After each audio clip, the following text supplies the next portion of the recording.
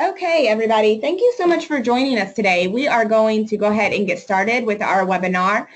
Just a few logistics up here at the top. My name is Emory Lakemaker, and I'm the Associate Director of Recruitment and Student Life here at the Rollins School of Public Health. And I'm joined today by several colleagues, and we'll go around the room in a moment and do some introductions. But first up, just want to give you some notice that we are recording this, so if you want to go back and watch, you'll be able to do so. We'll have it posted on our YouTube channel as well as our Facebook page here within usually about 3 to 5 business days it takes us to get these posted. So you can certainly go back and check that out. Feel free, if you would, to type in any questions in the upper right-hand corner. You can see where my cursor is up here. The upper right-hand corner of the screen, you should see the section for questions. So please feel free to type in any questions in those throughout the presentation. We're going to go through our PowerPoint first and then open it up to questions. We'll read them aloud and allow our panelists to answer them. This is certainly a time that we've designed to be able to allow you to have kind of an open discussion with our current students that are here, and that's really what we're aiming for in this versus us just trying to talk at you and dump a whole bunch of information on you. We really wanted to try to create a discussion space. So with that, I think we'll start with introductions. As I mentioned, I'm Emily Lakemaker, the Associate Director of Recruitment and Student Life. If you've received any information about Visit Emory or upcoming events, that has come from me, so I do not apologize for all the emails that have come into your inbox. I do hope that you're able to attend some of these events that are coming up. So I'm going to start with Natalie first as one of the staff members, and then we'll go around into our students. Hi there, my name is Natalie Turin, and I am the Program Coordinator for the Office of LGBT Life. Hi, I'm Brendan Weintraub. I am a first-year BC student. I'm from New York, and I came straight from undergrad. I went to undergrad up in Boston at Brandeis University. Hi, I'm Samantha Lopez. I am a first-year Global Health Infectious Disease student. I took a few years off after undergrad, but I did my undergrad at Auburn University in Alabama. Hey all, I'm Carl McCormick. I'm a first year in global health, also on the infectious disease track. I'm originally from Florida, but I went to the University of North Carolina at Chapel Hill for undergrad, and then I took a year off to work in fraternity and sorority life before starting here at Rollins. Hi, my name is Merete Jockert. I'm from Austria. I'm a first year behavioral sciences and health education student too. I went to, it's not really undergrad, I studied pharmacy at the University of Vienna and worked in a community pharmacy before coming here, and welcome. Hi everyone, my name is Brandon Karkovice. I'm originally from Manchester, New Jersey. I moved to Washington, D.C. after finishing my undergrad for 4 years, and then started here as a first-year BC student at Emory.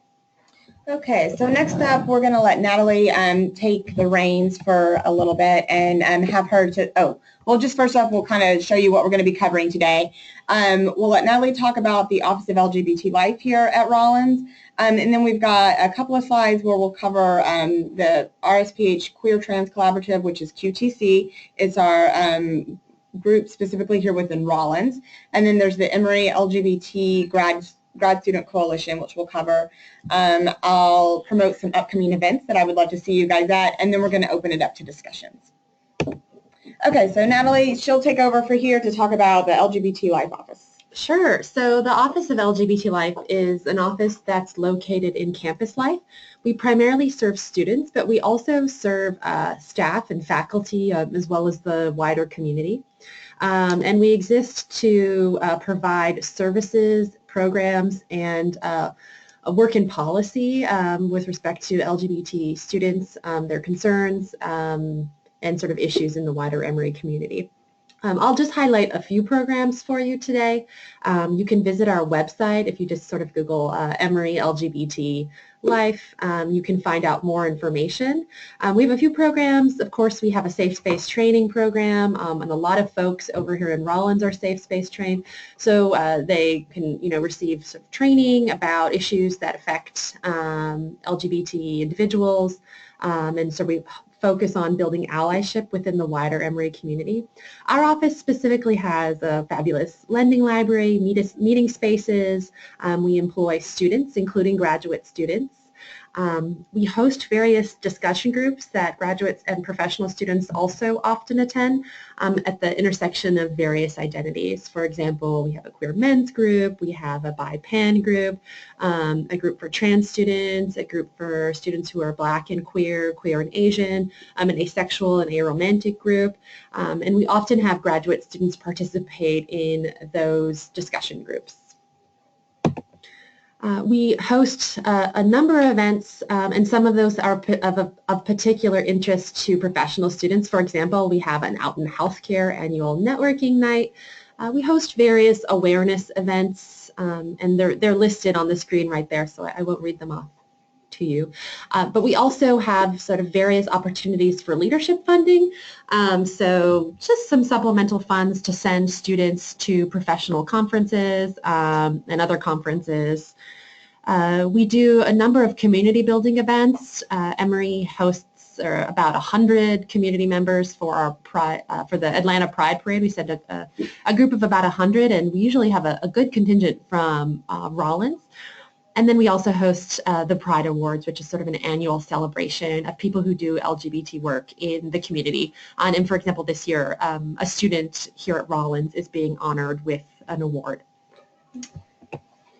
Okay, so next up we've got our QTC, the Rollins Queer Trans Collaborative, and this is a relatively new group at Rollins. I would say maybe 2 years old as officially chartered, and it's kind of an iteration of a previous group that has kind of transformed into this particular organization. So I'm going to turn it over to Samantha and Marita, and they will cover this as they are very active members in this club.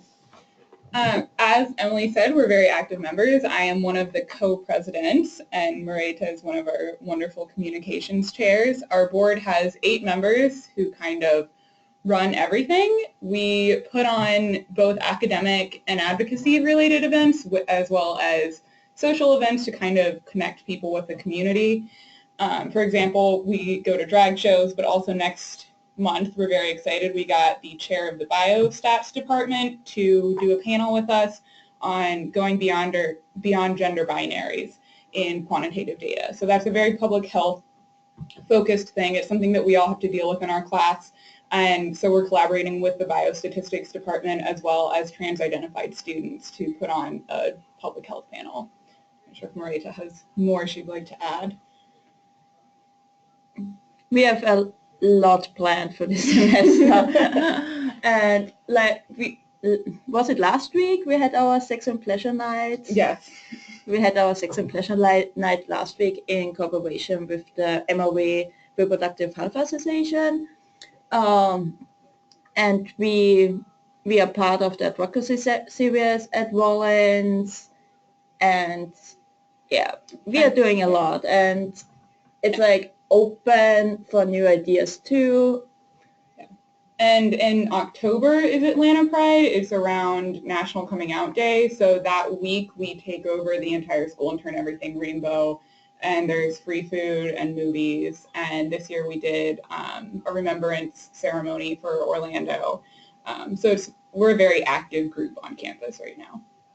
And I guess kind of linking back to Pride as well, if Natalie wants to join in and talk about what Emory as a whole does, because you guys organize for like anybody from the school that wants to march in the parade. Is that correct? Yeah. Yeah, and I think the Pride Parade is sort of an example of kind of the climate for LGBT folks on this campus. We get a lot of people from undergraduates to graduate students. We have faculty marching with their families, a lot of staff as well, and so I think that's sort of symbolic of the wider climate on the campus, though I think maybe later others will speak to their experiences in terms of the climate on campus and here in Atlanta. Mm-hmm. And that parade is just really fun. I mean, it's just a really exciting environment to be in.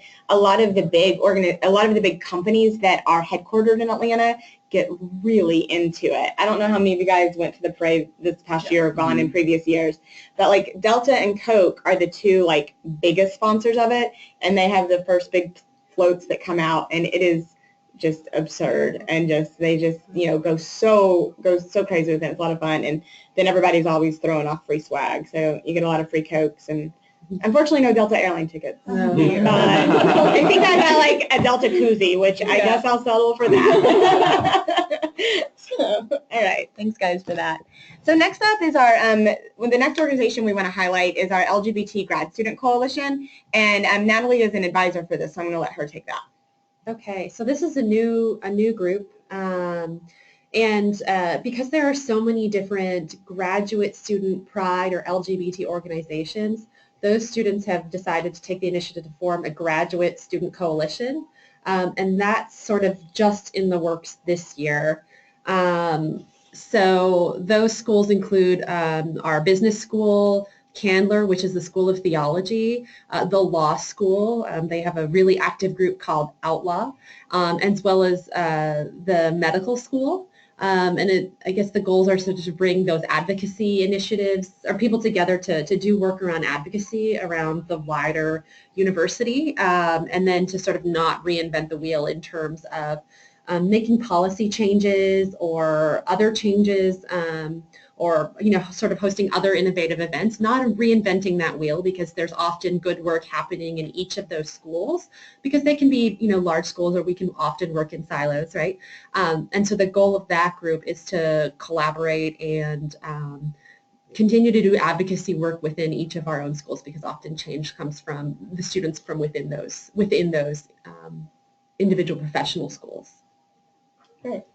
Are any of you guys involved in this organization? I just took over this week, was asked to be the next year's coordinator from Marcel, because Marcel is graduating. So what on campus are you not doing? Maybe that would be the better list for you to share, Samantha. I'm only on 3 boards right now. Only. Okay, excellent. All right, so real quick before we delve into more of the discussion time, I kind of wanted to highlight some of the upcoming events that we have. Primarily, we've got some webinars, if you're enjoying this one or if you've listened to others. We have some of our remaining department webinars coming up. Environmental health is tomorrow, and epidemiology is a week from Thursday, so that's March 2nd. All of our previous department webinars have already happened, and they are on our YouTube channel, so you can check those out. This Friday, the 24th, and Friday, April 21st, we have admissions info sessions on campus here. So if you want to come to Atlanta and visit us, we would love to have you there. If you can't make it to Atlanta, we do have our it's primarily an admitted student mixer, but we're happy to have prospective students there in New York and DC, and you can see those dates there, Wednesday the 1st and Thursday the 2nd. So myself and our alumni director will be up there holding those events, and we have a panel of local alumni, and then after the panel, it turns into more of a open reception with that's open to local alumni in those areas. So if you have questions about that, I can certainly kind of help address that. And then the big one that I really want to promote is for those of you that are admitted, Visit Emory is coming up, and that is March 30th and 31st, and that is our 2-day extravaganza event of basically just trying to show you all that Emory has to offer. You get to sit in on classes, you get to meet professors, you get to go to student social events. There's panels similar to this. There's a tour of the CDC Museum. You get to tour apartment complexes. We have a student org mixer. We have a research and opportunities fair. That's just what I can think of off the top of my head. There's a lot more to it than that. I know, Samantha, you came to visit Emory. Who else came? Brent, you came to visit Emory. Yeah. Brent, so if you guys kind of want to give your insight as to your experience when you came. Absolutely. So like I was saying, I'm from New York and I went to school up in Boston, so I never really came to Atlanta much. So it was an opportunity for me to come down and kind of have a feeling of what Atlanta would be like to live in. And then on top of that, it's a great opportunity to just kind of see where you would be for the next 2 years or any other years. So it was honestly the deciding factor for me to come to Rollins. And I think if you have the opportunity and the means to, it's definitely a great opportunity to not only see all that Rollins has to offer, which is quite a lot, but meet your future colleagues. Yeah, I think I'll just echo that. Coming here for me was definitely the deciding factor. Hearing about some of the programs, meeting faculty, asking a lot of questions about some of the life and just the coursework was really was my interest. And there's 2 jam-packed days of content, information, meeting, networking, And I know a lot of people meet their roommates during that time. So if you're really trying to like find a roommate down here and if you know you're going to come, it's a great little networking 2-day event. Mm-hmm. And I stayed with 2 students when I came, and because I was an AmeriCorps member last year and had no money, got the $250 travel stipend, which was great because I could afford to fly out here. I stayed with students, and I really got to ask them questions, and they were very honest about their workload. They were in a different department than I was going to be in, but I got to see their life. I met their friends, and I would recommend if you're going to come, and you should come because there's also food and such. And fun. And it is a lot of fun, and you get the mock classes were good to see the teaching style and what the classrooms are like. But staying with the students really gave me an insight that faculty aren't going to have because the faculty aren't living like students and doing the work. Mm-hmm. One of our behavioral sciences ADAPs or advisors describes Visit Emory as you'll leave here either thinking those people are crazy or that is where I need to be. And maybe a little bit of both, like, oh, that's the kind of crazy that I want to be around. So I would just also plug, if you can't come to Visit Emory, which is what my situation was when I applied, still come visit, because I know when I came to visit on a random Friday, I still met with the Global Health Academic Advisor, and I walked up to students at desks, which I can't say I recommend, but I just walked up to them and asked them questions about their experience here, and it was still a really good chance. And they were all so nice, weren't they? I mean, actually, yes. They were a little weirded out at first, because I was like, hey, I don't know you, but I have some questions. But everyone was really nice, and it was still a chance to come see the school. So even if you can't come visit Emory, which you should try to, but if you can't, you should still come visit Rollins if you have the opportunity. Yeah. And Samantha mentioned it, and just in terms of we want to make this as accessible as possible to people, so we have 2 ways to do that. One is we do have an option for you to sign up to stay with the current student. The hosts are not responsible for transportation or food in any way, but they will provide you with a roof and a bed, couch, or floor and a mattress or something along those lines. So that's a great way to save money on that. And we do offer a travel grant. You can apply for that, and the max award for that is up to $250. Keep in mind that the travel grant money is only for attending Visit Emory. We do not award that to just come visit on any other day. That's to help drive traffic to the Visit Emory event, because we do think it's so important that you come, and that's a great way to see the school because of all the resources that are available during that time. But we don't want a financial barrier to be there for you, so we try to provide what we can to help create that. So with that, we're going to go ahead and open it up to our student panelists. Before we open it up to questions, it'd be great if maybe each one of you guys could go around and maybe just give a little brief intro about to maybe why you selected Rollins, because I know you all probably were applying to other schools or looking at other programs and other locations. And so what ultimately drew you to Rollins and Atlanta itself? And then we'll open it up to your guys' questions. So for me, knowing coming in that Rollins was one of the top-ranked public health schools in the United States, I really wanted to learn a little bit more about the program and also about the resources. And as far as the feeling down here and the connections that you get from the professors and the faculty and students, it's really unmatched from any other experience or visit day I've done. I traveled to a few other schools, and none had the proper preparation, commitment, and dedication to seeing individuals succeed. And so just a little background of what I've been able to do since I've come to Rollins was work part-time at the CDC, which was a huge sell for me because of the collaboration with Rollins, and then also with faculty on research projects in addition to part-time work and also a full load of classes. So Rollins makes that completely accessible, and also the environment in Atlanta also lends itself to successful behavior. It's difficult for me because I wasn't here before I chose Rollins. I didn't visit any university.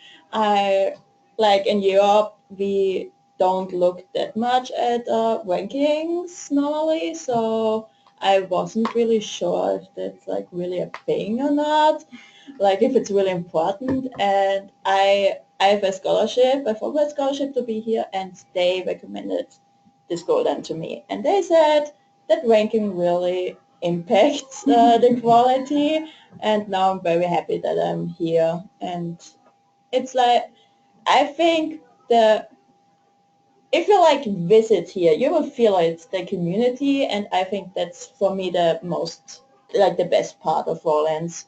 I didn't know that before I came here, but now I'm really happy. That's good to hear. So there's a lot of things that contribute to the factors, like doing research with specific professors, the Rollins Earn and Learn program, but like keeping it real, when my decision came down, it came down to between two programs, Rollins and another school, and ultimately like cost was a really big factor. Atlanta is a very affordable city to live in for a large city in comparison to some other cities where there are schools of public health. In addition, Rollins tuition, being a flat rate tuition, means that you can really get the most bang for your buck. So I wouldn't necessarily recommend this, but like I take an 18 credits post semester because Please don't do that. I'm not encouraging that, but I'm just saying like I'm being charged the same rate of tuition, and so it encourages me, if there's a class that I find interesting, to go take that extra class. Whereas if it was a school that was charging by credit hour, I would have to weigh that option of is those additional credit hours worth the extra expense. And I think that's a really unique feature of Rollins that definitely helped contribute to my decision to come here. I applied to 5 top-ranked schools. They were all top 12 schools. Then I got into them all, and my decision initially, I was like, I'll just go wherever accepts me, and I got accepted into all of them. So it really came down to Rollins has the program that I want. I am very interested in infectious diseases, but also want to do global field work, which not every school allows you to do. And then I looked into student life and the field. Also the weather. I hate being cold. Atlanta's a little too cold for me, if I'm being honest. So, yeah. 73 today. Yeah, it is 70, and I have a There's some rain. And yeah. So I really looked at the school overall, and then it came down to Rollins and one other school, and in talking to students, Rollins has a very collaborative feel. Even though I'm doing a lot of kind of high-end research, I never feel like people in other labs are going to kind of try to outcompete me. Everybody is very helpful, even if we might be competing for the same grant money. And the other school I was looking at was very much every lab team member for themselves. There's only so many dollars in the world for research. And I've done that once, and I didn't want to be in that environment anymore. So for me, coming straight out of undergrad, it was important to find a school with the resources available that can help me kind of build a professional career while still going to school. So just to echo what everyone's saying, having like the Rollins Earn and Learn program really allowed me to continue a research position that I had up in Boston down here, and it's really helpful, to pay the bills and stuff. But on top of that, my mentor up in Boston was actually a graduate of Rollins, and she really pushed for me to come here. So when it came down to me choosing between Rollins and another school, it came down to like visiting both of the places. And again, like I've been saying this a lot, but the sheer amount of resources that Rollins has is like ridiculous. Like you will be supported here like in any sort of way that you need, whether it be like finding a place to live or finding a job or anything along those lines. And honestly, like the school itself is just beautiful. Like the facilities here are like compared to the school I was thinking about going to, it's like not even a competition. So I would just kind of like weigh those options too. But yeah, that's my story. Excellent. Okay, guys, so we're going to open up to questions from y'all. So hopefully when I open this box that there'll be some there. And if not, you'll put some there soon. So we have one to start. So please feel free to type these in as you feel the need. So I'm going to read this aloud and go around and the panelists can answer based on their thoughts. So this one is from Meridian. And so my name is Meridian and my pronouns are they, them, their. How is RSPH climate around using preferred pronouns? In particular, do faculty and students respect and use non-binary pronouns such as they or ze? All right, I'll let the students kind of take that, or Natalie. I know you guys all have various experiences. Yeah. I would say I know other students who use they, their pronouns, and I have not witnessed any situations where that was not respected. You would have to ask them what their experiences were here. QTC is absolutely there to support students if there are issues. We also have a bias incident reporting system, and I just was at a dinner at the head of that person's house, and he would Michael Shutt, he's wonderful. Michael Shutt is fantastic. He will gladly go to bat for you if there's any issues with faculty or staff. And I think a lot of the online systems are changing so that faculty have access to that, and I'll let Natalie discuss that. Yeah, Natalie here. So the Office of LGBT Life and the Registrar have been working very hard for about 6 years to implement a preferred or chosen name field in all of our databases and systems. It's actually very complicated, and the delay actually hasn't been because in our experience we have an administration who are not open or in support of students using a chosen name. But those changes, our preferred name policy has just rolled out in beta right now, so we're in phase 1, and what that means is that a student can enter a preferred name or a chosen name in most of our sort of databases, and then professors do no longer have access to names assigned at birth, etc.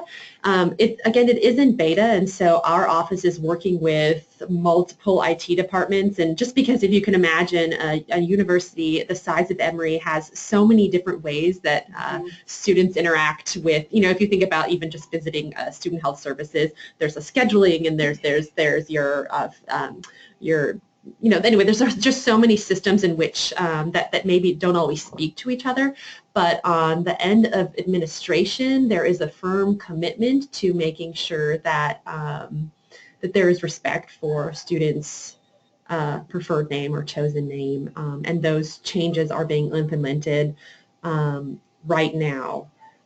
So there is that support, and then our office also exists to sort of give students support who may be dealing with a professor or dealing with an issue with respect to names or pronouns, to sort of act as an advocate on your behalf, or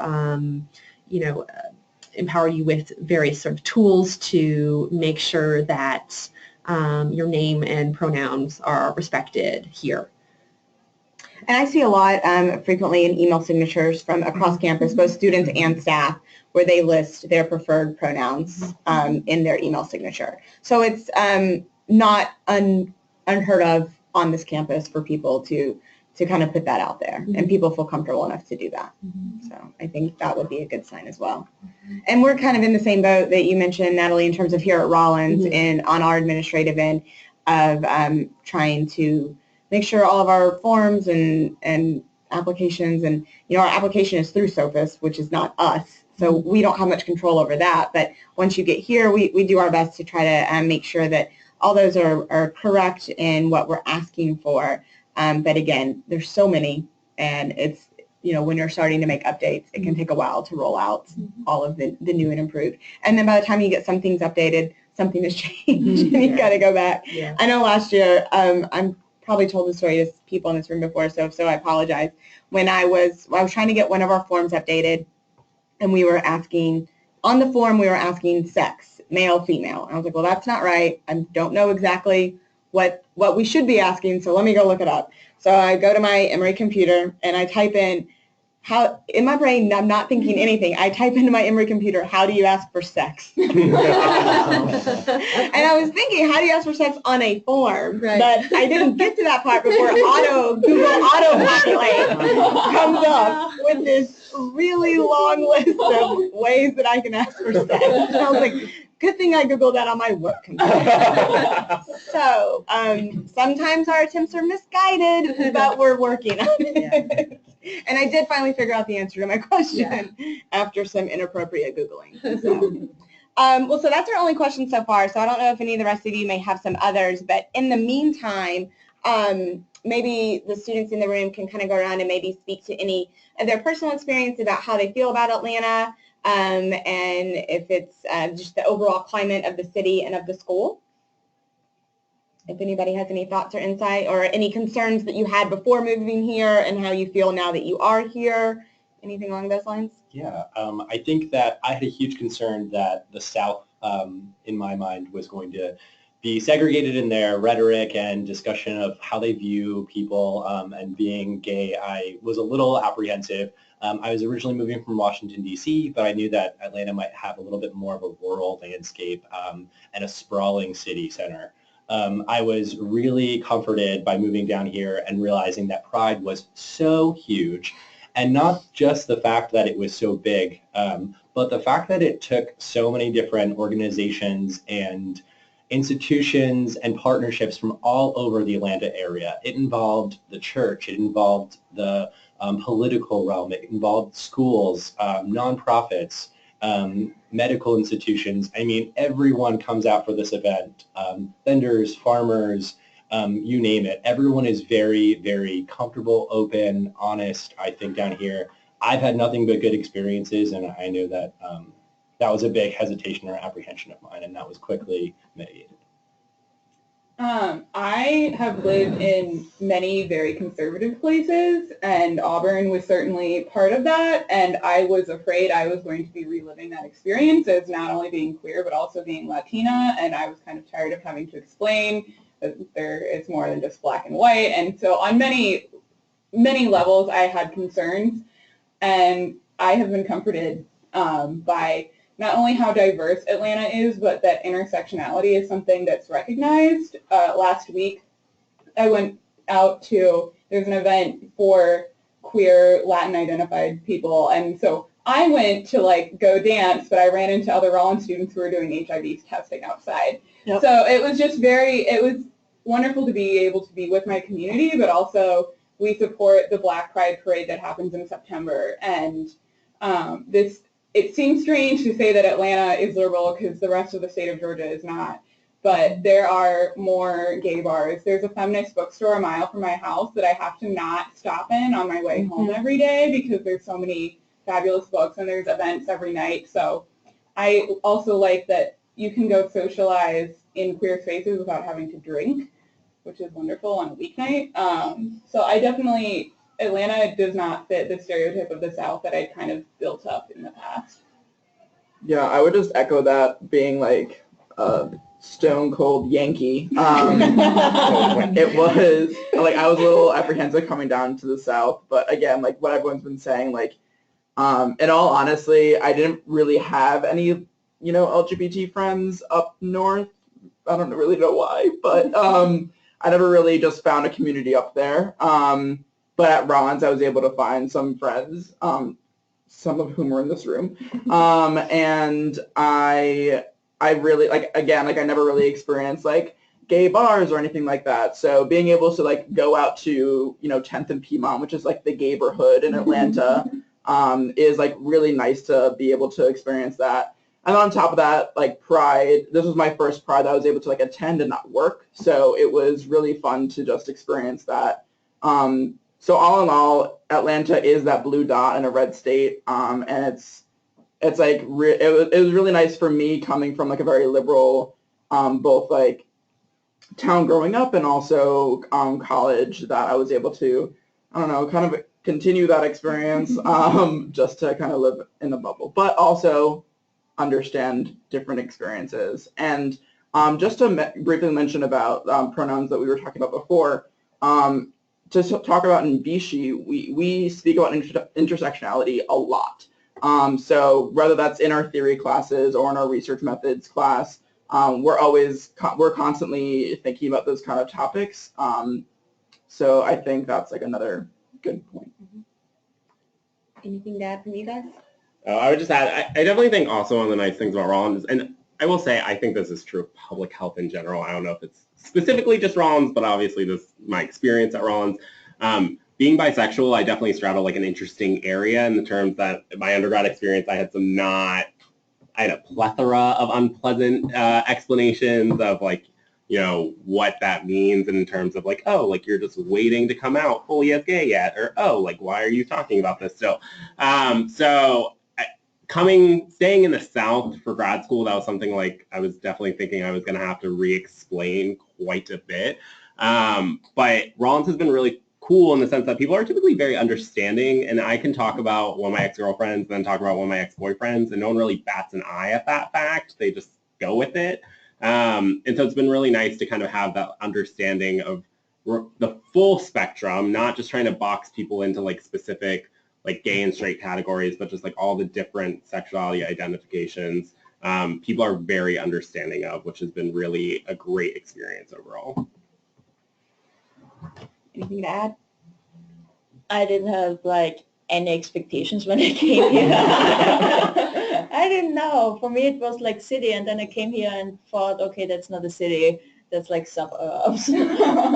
Yeah. So, but yeah, like there are good clubs, and if you come, you will come and find me, and I will go to them with you. Marisa knows all the great places to go out. I go to bed at 9, and Marisa texts me, and I'm already asleep, but she's found all the great places. That's awesome. I mean, I would say too, even as someone who's a staff member, I actually came to Atlanta as a graduate student in Laney, which is the doctoral sort of graduate all-encompassing program. But I came from Toronto, which is a very kind of liberal city, friendly to LGBT folks. And I had a lot of hesitations, but my experience is that, you know, I had really no idea what the South was going to be like, but my experience of Atlantans in general, regardless of whether or not you're in the LGBT community, are just so strangely welcoming and friendly. I mean, even as a Canadian, I would say that they're a Canadian and a Yankee. Yes, a Canadian. I know. I thought I felt something. I would say that was my experience. I was really surprised by how friendly people were and welcoming, and that was definitely a plus as somebody who wasn't coming here to do an undergraduate degree, but rather to live my life and work and learn as a graduate student. Awesome. So Meridian is asking, are there gender neutral bathrooms in the buildings, in each one of the buildings? So we have 2 buildings here at Rollins, and I know of 2, one in each building. I don't know if there's one on every floor, but I know there's at least one in every building. And that's something that we're in gender neutral bathrooms is an ongoing discussion on Emory's campus as a whole. That's one of the things the LGBT Grad Coalition is looking at, is because most Rollins students only stay in these 2 buildings. However, I promise if you leave, you won't like wilt or something. The law school, when they had a big conference, they actually turned all of the bathrooms, they just taped over the signs so they were all gender neutral. So that's definitely something that people on Emory's campus are aware of, and making those bathrooms more accessible is an ongoing conversation. Yep. Did you have anything you wanted to add? Yeah, so I, to my knowledge, actually, there's only one gender inclusive bathroom in this building, if that is correct. Yes, our policies on this campus state that any new construction building needs to have at least one gender inclusive bathroom. Now, there are older buildings on campus that you may visit that may not have a bathroom, but I would invite you to look at the Office of LGBT Life's page, lgbt.emory.edu, and on that webpage is a map of all of the gender inclusive restrooms and instructions on how to get to them on the wider campus. So that is available to students. And the Meridian's asking, what percentage of RSPH students are transgender or genderqueer? And honestly, we don't track that information. We don't, we're not asking that on applications or anywhere. I think that could throw up a lot of red flags if we were. So I don't know any of those numbers off the top of my head. And, even if we do, what we do know, it's only what students opt to self-identify as. So I don't know if anybody even wants to take a guess. Honestly, I'm not even comfortable taking a guess. There's a lot of students that are out, and but again, I would not even want to take a guess on that. I feel, just to like kind of reiterate the idea, like from a statistical standpoint, if there are like too few students that might self-identify that way, it could like result in outing. So I think that's another reason why we wouldn't necessarily ask those kind of questions. But again, like people are very open. Yeah. Okay. And did you have? Oh. You were just breathing? Yeah. Just breathe. Stop breathing. I know, sorry, I have this problem. Meridian's asking, you mentioned that there is funding for students to go to LGBTQ leadership events, and I was wondering if you could elaborate on what sort of events students get funding to go to. I don't remember who mentioned that. I did. So, for example, our office, the Office of LGBT Life, takes a group of about maybe 12 students, and that includes a couple graduate students, to an annual LGBT conference called Creating Change, which you may or may not have heard of. It's a very large conference. And so we take a group and we invite students to apply, and typically all of those who apply get to come along. And then we have a couple other funds, and it's not a ton of funding, but we have sponsored students, including graduate students in the past, for smallish awards, maybe $250, $500, to attend conferences that support their work. You can take a look at our website for a little bit more information. So it's not some huge source of funding, but we certainly get students who use small bits of our funding for our list leadership funding to fund attendance at conferences that specifically speak to LGBTQ issues. And that's rather broad because, again, we work to support students across the campus. But I would take a look at our website. You can sort of get a sense of what those leadership funds are. But again, there's one main sponsorship, which is to the Creating Change conference, and that's a fully funded trip. And then we offer bits of money here and there for students who are looking to attend conferences to either do LGBT work, or if the conference is LGBT themed, or even if it's just a non-LGBT conference, but maybe you're presenting a paper or a piece of research that's LGBT related. And then also our student government, our Rollins Student Government Association, does provide some funding for students that may be presenting or want to attend a conference. There is an application for that you kind of have to submit relatively early. I'm not too sure of the general time frame. And that's generally going to be something that is specific to public health, but there's obviously a lot of LGBT issues related to public health. So I don't think there would be issues in finding ways to connect that.